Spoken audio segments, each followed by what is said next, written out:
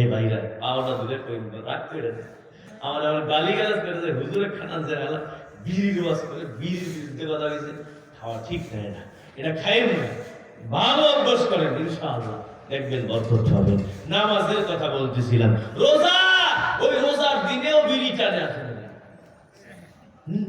আমি এক দোকানে গেছি রমজান মাসে এত বড় সাদা দাড়ি একেবারে আল্লাহওয়ালা দিনের বেলা দুপুরের পর দোকানে বসে বসে বিড়ি টানতেছে আমি দেখা যাই এই মানুষটি যদি কেউ দেখে বিড়ি ছাড়া কই বসে পীরে কামেল গাউসে আজম কুতুবে রব্বানি মাহবুবে সুবহান বিরাট বড় পীর মগার খায় বিড়ি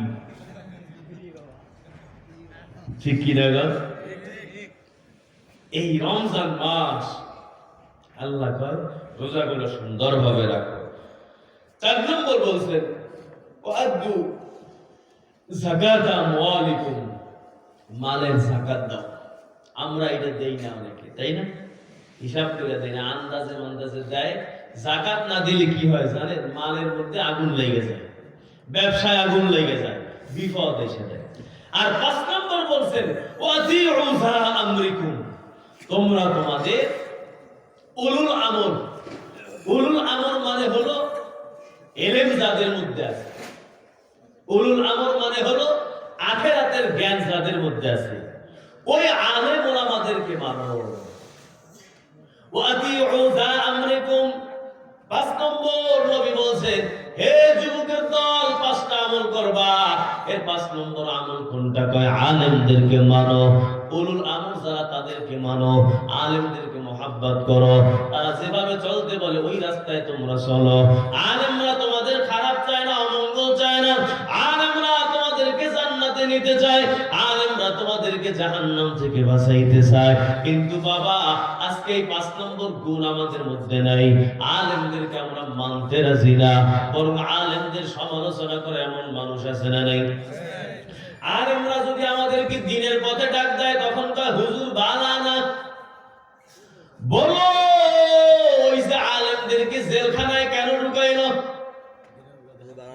আলেমরা চুরি করছেনি কোন আলেম ওই রাষ্ট্রের সম্পদ থেকে 1 পয়সাও চুরি করে নাই কোন আলেম জেনা ব্যভিচার কইরা ধরা পড়ে নাই কোন আলেম জঙ্গিবাদে ধরা পড়ে নাই হে বাবাজিরা আল্লাহর কসম তোমাদের সম্পদ কেউ লুণ্ঠন করে নাই কোন আলেম কোন মানুষের উপর জুলুম অত্যাচার করে নাই তাহলে ক্যান্সেলখানায় ঢুকাইলা কয় তাদের অপরাধ হলো তারা আমাদেরকে জাহান্নাম থেকে কেন বাঁচায় জাহান্নাম থেকে আলেমরা আমাদেরকে কেন বাঁচায় এই জন্য ওদেরকে জেলখানায় ঢুকাবো আজকে তাদেরকে জেলখানায় ঢুকাইলা সবগুলোরে আল্লাহ তাআলা মুক্তি করলো এখন তোমরা জেলখানায় ঢোকার লাগবে রেডি হও ঠিক কি না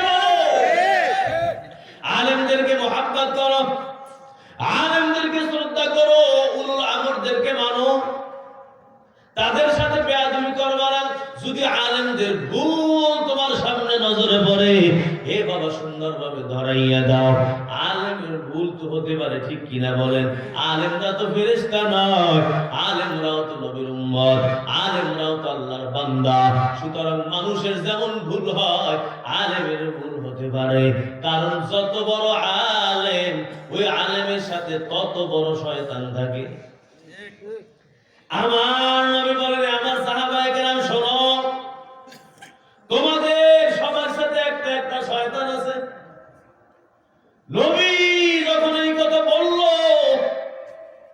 সাহাবায়ে কেরাম বলে হুজুর কি বলেন আপনার সাথেও আসেনি নবী বলে হ্যাঁ হ্যাঁ আমার সাথে একটা শয়তান বরাদ্দ আছে ওই শয়তান সবার লগে শয়তান ফিট করে দিয়েছে আমার সাথে একটা ফিট করছে তবে আমার যে শয়তান ওই শয়তান মুসলমান হয়ে গেছে নবীর কাছে আইসা ওই শয়তান আর কিছুই করতে পারে নাই মুসলমান হয়ে গেছে কিন্তু আলেমের সাথেও যেই শয়তান ওই সন্তান কিন্তু মুসলমান হয় নাই সে আলেমকে বিভ্রান্তির মধ্যে নিতে চায় আলেমকে গোমরাহ করতে চায় এ বাবাজিরা শোনো আমাদের মুফতি শফি চেনেননি রাহমাতুল্লাহি আলাইহি মুফতি আজম পাকিস্তান তাফসিরে মাআরিফুল কোরআনের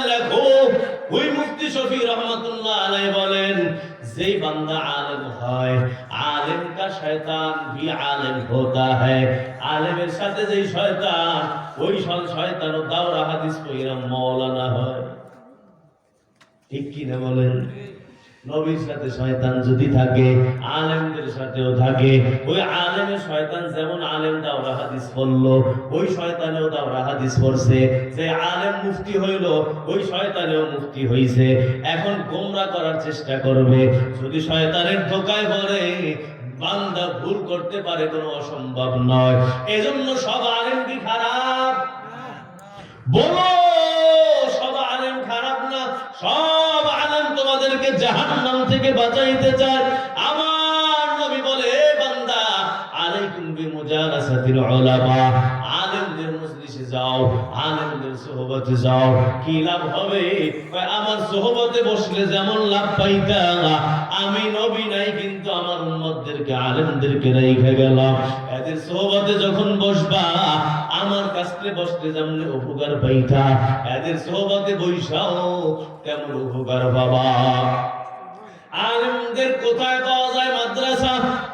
এই যে মারকাজুল কোরআন ও সুন্নাহ মাদ্রাসা, এই মাদ্রাসার মধ্যে যাবা, আলেমদের সাথে বসবা, উস্তাদদের সাথে ভালো সম্পর্ক রাখবা, তালেবে ইলমদেরকে মোহাব্বত করবা।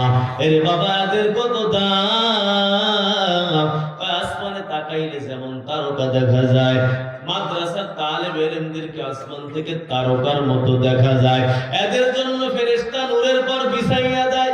হে যুবক, তোমার জন্য কিন্তু নূরের পর বিছায় না। আল্লাহর নবী বলছেন, যারা মাদ্রাসায় পড়ে এরা সোজা জান্নাতে যাবে, এরা আল্লাহর জান্নাতি বান্দা। মান সালাকা তরিকান ইয়ালতামিসু ফীহি ইলমা সাহহালাল্লাহু লাহু বিহি তরিকান ইলাল জান্নাহ। জান্নাতের রাস্তায় বান্দা আগাইতে থাকে। হে যুবকের দল, এই মাদ্রাসার তালেবে ইলমদের কত দাম, কত দাম! কয় গাছের পোকা দোয়া করে, নদীর মাছ তাদের জন্য দোয়া করে, গর্তের পিপিলিকা তাদের জন্য দোয়া করলো। হে মহল্লাবাসী শোনো, এক একটা ছাত্র 10 জন মানুষকে নিয়ে জান্নাতে যাবে। হে বাবাজিরা, ওই জান্নাত যদি পাইতে চাও, আলেমদেরকে মোহাব্বত করো, মাদ্রাসার সাথে সম্পর্ক রাখো, এদের প্রতি খেয়াল রাখবা, দেখবা এরা তোমাদেরকে রাইখা যাবে না। হে বাবাজিরা, যুবকের দল, সর্বশেষ যে কথা শোনো, 5টা কথা আমি বললাম। আল্লাহর নবী বলেন, ওয়াতিউ যা আমরিকুম, আলেম ওলামাদেরকে মানো, উলুল আমরদেরকে মানো, জ্ঞানীদেরকে মানো। তাহলে কি লাভ? তাদখুলু জান্নাত রাব্বিকুম, মারা যাইতে দেরি, আল্লাহর জান্নাতে যাইতে দেরি না। কয়টা আমল জোরে কোন? 1 নম্বর আল্লাহর ভয়, ইত্তাকুল্লাহ রাব্বাকুম, আল্লাহর ভয় ভিতরে আনো। 2 নম্বর সুমু খামসাকুম ওয়া সাল্লু খামসাকুম, 5 ওয়াক্ত নামাজ পড়ো। 3 নম্বর সুমু শাহরাকুম, রমজানের রোজা রাখো। 4 নম্বর আদু যাকাত আমওয়ালিকুম, মালের যাকাত দাও। 5 নম্বর আতিউ যা আমরিকুম, উলুল আমর উলামায়ে কেরামদেরকে মানো। তাদখুলু জান্নাত রাব্বিকুম, মারা যাবা সোজা রবের জান্নাতে চলে যাবা। এ বাবা, এজন্য গুনাহের আগে হলো তাকওয়া, যেটা বলতেছিলাম। ওই সালেমের কথা মনে আসেনি? হে বাবাজিরা, আউস ইবনে মালিক আল-আশজাঈ, আল্লাহর নবী তাকে 3টা আমল দিলেন। কি আমল? ইত্তাকিল্লাহ, আল্লাহকে ভয় করো, তোমার রিজিক আইসা যাবে। আল্লাহকে ভয় করো, তোমার সন্তান ফেরত আইসা যাবে। আল্লাহ তাআলার বান্দা সব তার মা বাবা মিলে আল্লাহর ভয় আনলো। 2 নম্বর ওয়াসবির, ধৈর্য ধারণ করো। আর 3 নম্বর বলছেন আকসির কওলা লা হাওলা ওয়ালা কুওয়াতা ইল্লা বিল্লাহ। এই বাবা, এই আমলটা দৈনিক করবেন। দৈনিক 100 বার লা হাওলা ওয়ালা কুওয়াতা করবেন। ও পর্দার অন্তরালের মা, দৈনিক জিকির করবা সুবহানাল্লাহ 100 বার, সকালে 100 বার, বিকালে 100 বার। আলহামদুলিল্লাহ, সকালে 100, বিকালে 100, আল্লাহু আকবার, সকালে 100 বার, বিকাল বেলা 100 বার। আস্তাগফিরুল্লাহ, যেকোনো ইস্তিগফার পড়বা সকালে 100 বার, বিকাল বেলা 100 বার। দুরূদ শরীফ পড়বা সাল্লাল্লাহু আলাইহি ওয়াসাল্লাম, সকালে 100 বার, বিকালে 100 বার। এরে বাবাজিরা, লা হাওলা ওয়ালা কুওয়াতা ইল্লা বিল্লাহ পড়বা সকালে 100 বার, বিকালে 100 বার। আল্লাহ গুনাহ থেকে বাঁচার তৌফিক দান করবেন। সর্বশেষ কথা, হে বান্দা, তাকওয়া গুনাহের মাধ্যমে বলেন কেমনে? আল্লাহ বলেন তাকওয়া অবলম্বন করবা, দুনিয়া আখিরাত সব পেয়ে যাবা। এই তাকওয়া নষ্ট বানায় গুনাহ, গুনাহ যখন তাকওয়া নষ্ট বানায়, এরপরে আল্লাহ তাআলা আরেকটা প্রতিষেধক ঔষধ দিয়ে দিবেন। ওই ঔষধের নাম হলো তওবা। এই যুবক তওবা করবা। গুনাহের আগে তাকওয়া আর গুনাহের পরে হলো তওবা। যদি তওবা করো সব গুনাহ মাফ করে দিবে আমার আল্লাহ। সুতরাং আর গুনাহ করব না। হে যুবক, মা বাবার খেদমত করো, ওই মুরাব্বিদের সাথে বেয়াদবি করবা না, স্কুলে পড়ো, কলেজে পড়ো, নামাজ কাজা করবা না, দাড়ির মধ্যে ফুল লাগাবা না, হাত দিবা না। এই দাড়ি রাখা ওয়াজিব রে বাবা।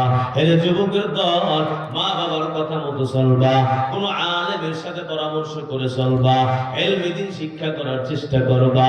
ও পর্দার অন্তরালের মা, বেপরদায় চলবা না, স্বামীর অবদ্ধ হবা না, নামাজ কাজা কোনোদিন করবা না। আমার আল্লাহ বলেন চারটা আমল করো। আল মারআতু ইযা সাল্লাত খামসাহা, মহিলা যখন 5 ওয়াক্ত নামাজ পড়ে, ও সামাত শাহরাহা, রমজানের রোজা সুন্দরভাবে রাখে, ও আহসানাত ফারজাহা, সতীত্ব রক্ষা করে, ও আতাআত বালাহা, তার স্বামীর অবাধ্য হয় না, স্বামীর কথা মতো চলে। আমার নবী বলে বান্দা, এ মহিলা, যখন তুমি মারা যাবা, কিলা লাহা, তাকে বলা হবে উদখুলিল জান্নাহ, জান্নাতে তুমি প্রবেশ করো, মিন আইয়ি আবওয়াবিল জান্নাতি শি'তি, জান্নাতের যেই দরজা দিয়ে তোমার ঢুকতে মনে চায়। ও পর্দার অন্তরালের মা, ঘরের মধ্যে ইবাদত কায়েম করো, ঘরের মধ্যে টিভি চালাবা না, সন্তানদেরকে ফজরের নামাজ পড়াও, নিজেও ফজরের নামাজ পড়ো, স্বামীকেও ফজরের নামাজে ডাকো, ফজরের পর ঘরের মধ্যে কোরআন তেলাওয়াত করো, দেখবা আল্লাহর বরকত ঘরের মধ্যে থাকবো, অভাব অনটনের মধ্যে পড়বা না, ঝগড়া দ্বন্দ্ব লাগবে না। হে বাবাজিরা, দোকানদার, দোকানদারি করো, সাবধান, ভেজাল মাল বিক্রি করবা না, নকল মাল বিক্রি করবা না, একেবারে 14 গুণ লাভ করবা না। যেভাবে লাভ করা দরকার ওইভাবেই লাভ করবা, মানুষকে ঠগাবা না, মাপের মধ্যে কম দেবা না, নামাজের সময় দোকান খোলা রাখবা না, নামাজের টাইম হয়ে যাবে আগে মসজিদের মধ্যে চলে যাও। এ বাবাজিরা, যদি গুনাহ হয়ে যায় তারপরে গুনাহ হবে, কারণ দুনিয়া। আল্লাহর নবী বলেন আত-তাইবু মিনাজ যামবি কামান লা যামবা লা, যেই বান্দা গুনাহ থেকে তওবা করবা, এই বান্দা কেমন জানো তোমার কোনো গুনাহ নাই।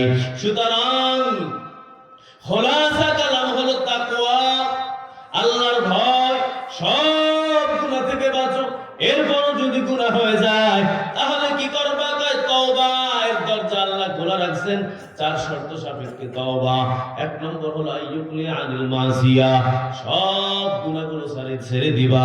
2 নম্বর আইয়ান্তিবা আলাইহা, গুনাহের উপর অনুতপ্ত হবা। 3 নম্বর হলো আইয়াজিমা আজমান জাজিমা, আল্লাহ ইয়াউদা ইলাইহা, ভবিষ্যতে পরিকল্পনা করাবা আর গুনাহ করবা না।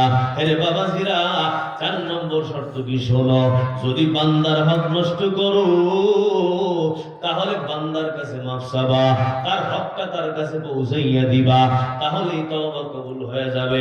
তওবা করার নিয়ত কার কার? 2টি হাত আমার আল্লাহকে জাগাইয়া দেখাও।